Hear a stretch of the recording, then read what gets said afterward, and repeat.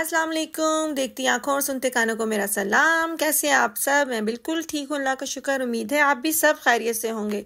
जी हाँ, सुबह हो चुकी है, इस टाइम हो रहे हैं 9 और आज हफ्ते का दिन है तो काम शुरू कर दिया है जी। आज मेरा प्रोग्राम था बेडशीटें वगैरह चेंज करने का, रज़ाइयों के कवर धोने का, क्योंकि मौसम आज काफ़ी ठीक था तो लग रहा था कि आज बाहर कपड़े डालूंगी तो जल्दी सूख जाएंगे। तो सबसे पहले मैंने शुरू किया बच्चों के कमरे से और फिर बाद में किया अपना कमरा। चलें जी, दिखाती हूँ आपको। चलें जी, बिछाते हैं फिर ये वाली बेडशीटें, ये इधर और ये इधर, और आहिल की बिछाते हैं वाइट। चलें जी, आपको बिछा के दिखाती हूँ। ये देखें जी, बच्चों का कमरा हो गया रेडी। इनकी ये बेडशीट मैंने मंगवाई थी गुल अहमद की, और ये डबल बेडशीट थी जो मैंने ना सिंगल काट के उसको फिर सिलाई कर लिया था। ये आहिल की बेडशीट है, ये मेरी मम्मा की जी है, इसकी बेडशीट थी जो मैं साथ ले आई थी। तो चलें जी, अब करते हैं अपने कमरे का। और उसका आप खलारा देखिए मैंने कितना डाल लिया, ये सारा सफेद। ये देखिए मेरी सारी बेडशीट इसके अंदर हो गई हैं। अभी मेरे पास 2 हैं और हैं। अब इनको देखते हैं क्या करते हैं। फिलहाल ये रखते हैं अंदर और वो अभी रह गया बस। चलिए जी, ये देखिए बेडशीट भी हो गई है मेरे कमरे की भी, और ये अलमारी भी सेट कर ली। देखिए कितना सारा सामान समेटा गया इसमें। वो ऊपर 2 रज़ाई हैं, वो ये बड़े बहुत ज़्यादा शॉपर इसमें नहीं आएंगी, तो वो फिर अगर आ गई तो वो ऊपर नहीं सेट होंगी। तो जी ये हो गया सेट, शुक्र। अब करवाते हैं बच्चों को नाश्ता और चलते हैं। ये हम जा रहे हैं, चले जी मार्केट, इज़ना और आहिल की ईदी का शॉपिंग करने। आहिल साहब पीछे आ रहे हैं आहिस्ता आहिस्ता। बिस्मिल्लाह बिस्मिल्लाह, ध्यान से चल। ले ली मैंने बोतल, चलो।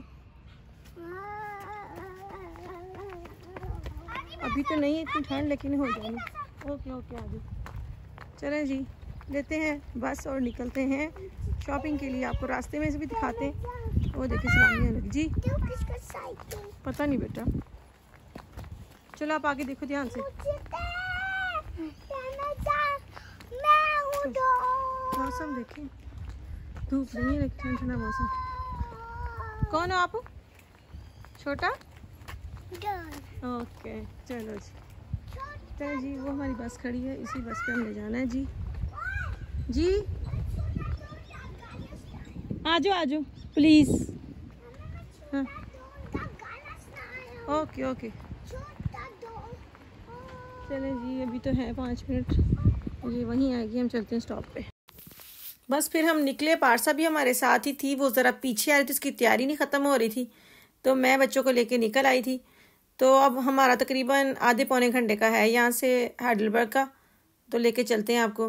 एक्चुअली बच्चों ने ईदी अपनी इकट्ठी की हुई थी और ना काफ़ी दिनों से बस टाइम ही नहीं मिल रहा था। इस सैटरडे लेके जाऊंगी, उस सैटरडे लेके जाऊंगी, और पूरा महीना गुजर गया।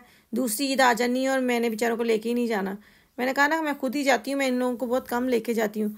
खैर आज इन लोगों ने घर से ही सोच लिया था कि हम लोगों ने क्या लेना है जाके, तो ज़्यादा तंग नहीं किया।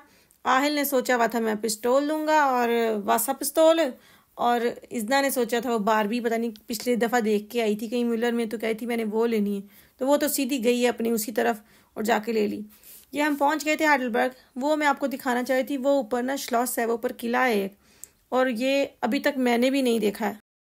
हमें जर्मनी में आए हुए 9 साल हो गए और हम इसी एरिया में ही रह रहे हैं, लेकिन अभी तक गए नहीं। मुझे दरअसल ना ये बोरिंग लगता है थोड़ा सा, पता नहीं क्यों। ये जो तारीखी चीज़ें होती हैं ना, कुछ लोगों को पसंद होती होंगी, मुझे नहीं पसंद। तो बच्चे गए हैं स्कूल की तरफ से, ये लोग तो 3-4 दफ़ा हो आए हैं। पारसा तो काफ़ी दफ़ा चली गई है, तो इज़ना भी मेरे ख्याल से 1 दफ़ा चली गई है। हम लोग नहीं गए। अब प्रोग्राम बन रहा है कि अब थोड़ा मौसम ठीक हो गया है तो लेके जाएंगे बच्चों को, सब फैमिली के साथ। सिस्टर भी आएंगी तो सारे इकट्ठे जाएंगे। बस वही बात है ना, कदर नहीं है जिनके पास है, वरना यहाँ इसको देखने के लिए लोग दूर दूर से आते हैं। ये टूरिस्ट इलाका है सारा, जो इतना सा एरिया है ना, ये बहुत रश होता है यहाँ पे, सारा साल ही रश होता है। और एक और मज़े की चीज़ के यहाँ पे ना ये शिप भी चलते हैं, ये जो आपको नज़र आ रहा है इसमें लोग हैं सारे, तो ये भी आप टिकट लेके और सफ़र कर सकते हैं। मुझे लगता है आधा या पौना घंटा ये लोगों को ट्रैवल कराते हैं पूरी, उसमें नहर समझ लें, नेकर, यहाँ तो नेकर कहते हैं। तो खैर हमारा इस दफ़ा ये भी है कि हम बच्चों को इसमें भी घुमाएंगे। पहले बच्चे छोटे थे तो नहीं था, अब है कि इस गर्मियों में इनको यहाँ भी लेके जाना है। वैसे हम लोग यहाँ पे नहर पे ना दोनों तरफ बहुत अच्छा बना हुआ है, पिकनिक पॉइंट बना हुआ है। बच्चे आते हैं फैमिलीज़ के साथ और ग्रिलिंग करते हैं। बहुत अच्छा पार्क है यहाँ पे खेलने के लिए, पानी से खेलते हैं। तो हम 2-3 दफ़ा बच्चों को लेके आए हैं जब अच्छा मौसम होता है जून जुलाई में। तो अभी दोबारा प्रोग्राम बनेगा तो आपको भी ज़रूर दिखाऊंगी। और ना ये किले के पास एक ना ट्रेन भी चलती है, ऊपर ऊपर बिल्कुल उल्टी हो जाती है। सुना है कि पटरी है ऊपर, तो वो सिर्फ घुमाने फिराने के लिए लेके जाते हैं। तो वो भी आपको मैं यहाँ दिखाती हूँ। शायद मैंने दूर से लेने की कोशिश तो की है। तो वो सारा फिर अब जब जाएंगे तो फिर सारा आपको भी विजिट कराएंगे। फिलहाल तो खुद ही नहीं गए। तो हम बस पहुँच गए थे। हम लोग ज़्यादा फिरे नहीं। बच्चों को मैंने सिर्फ उनकी शॉपिंग करवानी थी और खिलौने लेके देने थे और खाना खाना था, क्योंकि मैंने और कोई काम नहीं करना था। बच्चों के साथ यही हो जाए, यही बड़ा। ये देखें, ये नहर है ना, इसके दोनों तरफ बहुत अच्छा जगह बनी हुई है और काफ़ी रश होता है यहाँ पे।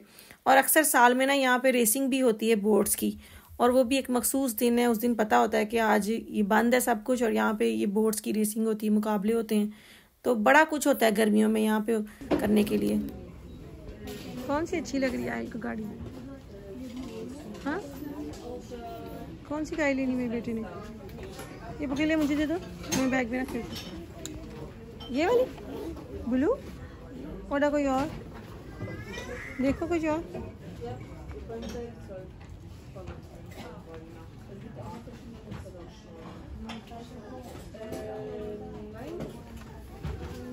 जी, कौन सी अच्छी लग रही है? आपके पास वाइट गाड़ी है? ये लेनी है आपने ब्लू? ये वाली यहाँ पे हैंगिंग कर दो सामने, ये सामने हैंगिंग कर दो। मुझे ये दोनों ना कैंडल स्टैंड बहुत अच्छे लगे थे, ये ब्राउन कलर के। वो आपको पता है ना, मेरे घर की सारी थीम ब्राउन और ऑफ वाइट में, तो जब भी कोई ब्राउन चीज़ देखती हूँ ना तो मैं खुद ही उसकी तरफ खींची चली जाती हूँ। और मुझे कैंडल्स का बहुत शौक है। मेरे साथ घर में हर तरफ आपको कैंडल स्टैंड और कैंडल नज़र आएंगी। तो ये मुझे अच्छे लगे थे दोनों। और ये ऊपर भी सारे कैंडल स्टैंड थे। बस आहिल को ये 2-3 चीज़ें दिलाई और फिर इज़ना ने कुछ लिया और मैंने घर की 1-2 चीज़ें ली और फिर हम आ गए मुलर। आना डायरेक्ट यहीं था, लेकिन आहिल को अगर कुछ ना लेके दे तो फड्डा पड़ जाना था और उसने पहले ही रोना शुरू कर दिया था कि पहले मेरी चीज़ ले लो, मेरी चीज़ ले लो। फिर कहा इतना बेटो पहले इसको चुप कराते हैं, फिर हम कुछ और करते हैं, वरना ये हमें कुछ नहीं लेने देगा। और यहाँ जी मसला पड़ गया जी ये लिफ्ट का। आहिल को तो डर नहीं लगता, लेकिन इज़ना मैडम इससे बहुत डरती हैं। इज़ना को हाथ भी पकड़ो तो उसने चीखें मारी थी, हाय मैं गिर जाऊंगी, हाय मैं गिर जाऊंगी। आहिल अकेला चला जाता है, लेकिन इज़ना को हर बार पंगा पड़ता है। उसने उतरते हुए मसला करना है और जाते हुए। वैसे तो दूसरी लिफ्ट भी थी, लेकिन आहिल को इसका ज़्यादा शौक है, इसलिए मैं इसकी वागन भी नहीं लेके आई कि चलो ये फिर तंग करता है। और हमें जाना भी दूसरे स्ट्रोक पे था तो और नया मसला, लेकिन चले ले गई मैं कैसे कैसे करके। एक बार तो बेचारी का खिलौना सारा वो गिर भी गया, बैग शैग। ये सारा नीचे स्टेशनरी है, सारी जो स्कूल की चीज़ें हैं, और सबसे ऊपर वाले पे उन्होंने ना रखे हुए हैं सारे खिलौने। आय हाय, बच्चे जाके जो पागल हो जाते हैं वहाँ पे, उनका तो बस नहीं चलता, ये भी ले लो, ये भी ले लो। लेकिन इतना बच्चा अच्छा है, वो बेचारा सीधा जो उसने लेना था ना वहाँ गई थी। आहिल मामा इधर है, जो आपका दिल करता है ले लो।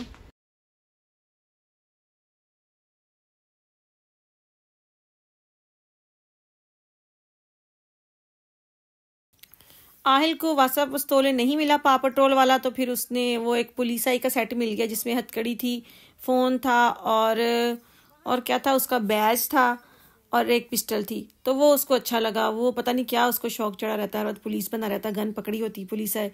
और घर आके वो बहुत खुश हुआ, आते ही बस खोल के और बन गया पुलिस है। इज़ना को हथकड़ियाँ लगा के, तुम गफेंगनेस में हो, तुम जेल में चली गई हो। चले जी, इज़ना ने ये वाली बारबी पकड़ी हुई है, लेकिन अभी भी उसका दिल कर रहा है मैं ये भी ले लूँ, ये भी ले लूँ।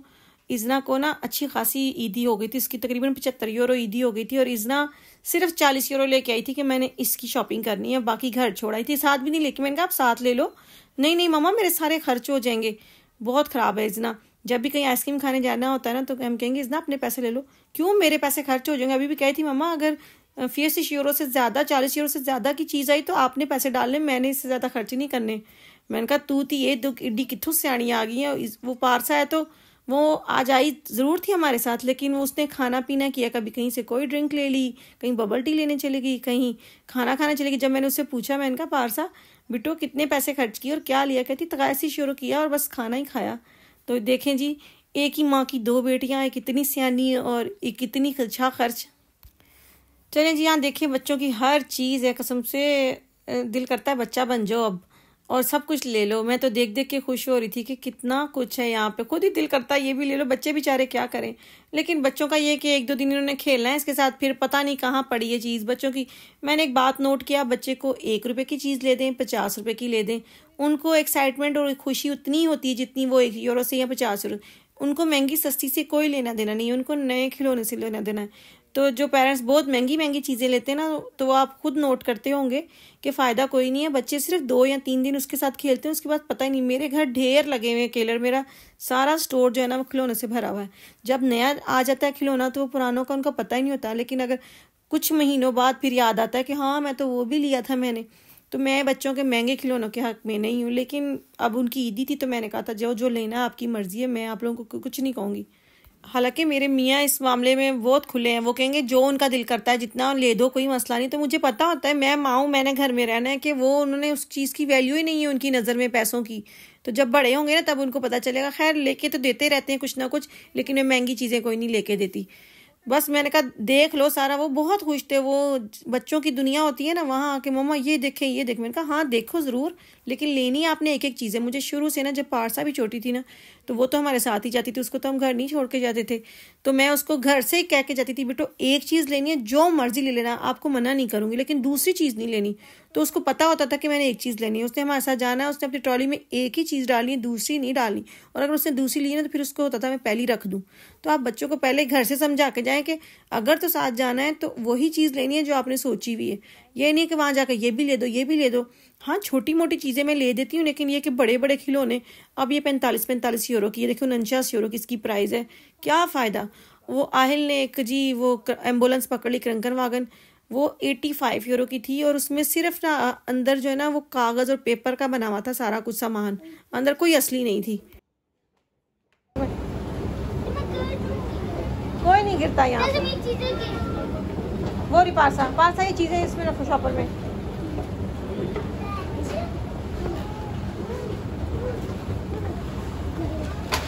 चलो जो है रुको। चलो इसके बाद हम आ गए थे मैकडॉनल्ड्स। मैंने सारा खाना जो है वो मशीन से ऑनलाइन ऑर्डर दे दिया था, और बस यहाँ से नंबर दिखा के और मुझे खाना रिसीव करना था।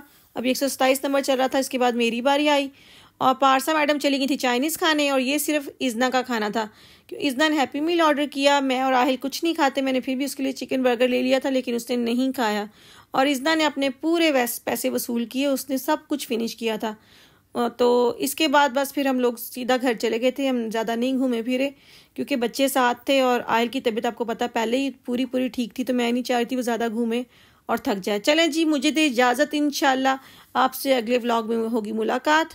अपना बहुत सारा ख्याल रखिएगा, मुझे दुआओं में याद रखिएगा। अल्लाह ताला आपकी ज़िंदगियों में आसानियाँ पैदा करे और आपको भी तौफीक दे दूसरों की ज़िंदगियों में आसानियाँ पैदा करने के लिए। कल तक के लिए अल्लाह हाफिज़।